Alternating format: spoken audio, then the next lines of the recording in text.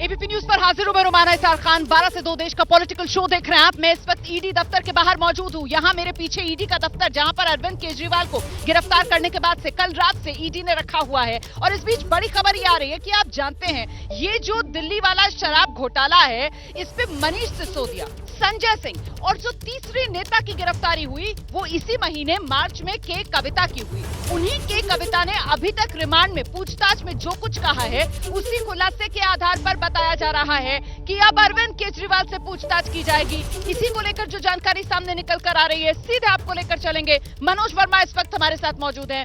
मनोज, जो के कविता ने कहा है उसी को आधार बनाकर अरविंद केजरीवाल से पूछताछ, क्या आमने सामने बिठाकर भी पूछताछ करनी है? इसको भी ईडी रिमांड लेने के लिए ग्राउंड बनाएगी, आधार बनाएगी? मनोज वर्मा।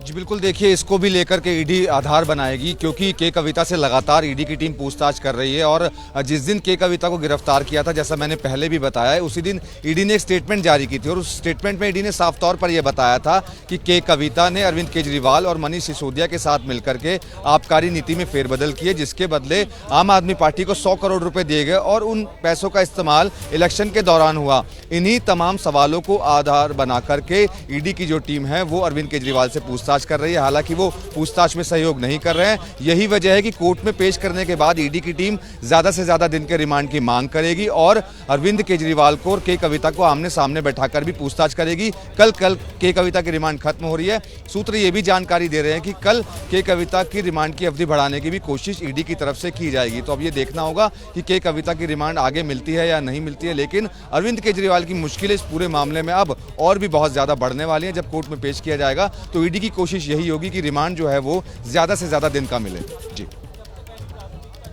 ये बड़ी बात आप कह रहे हैं। देखिए, एक तरफ अरविंद केजरीवाल की रिमांड ज्यादा से ज्यादा दिन बढ़े और दूसरी तरफ के कविता, जिनकी रिमांड कल खत्म होने वाली है, उनकी रिमांड भी आगे बढ़ाने के लिए ईडी की तरफ से अदालत में गुहार लगाई जाएगी। कुल मिलाकर यहाँ पर मुश्किलें अरविंद केजरीवाल की बढ़ती हुई।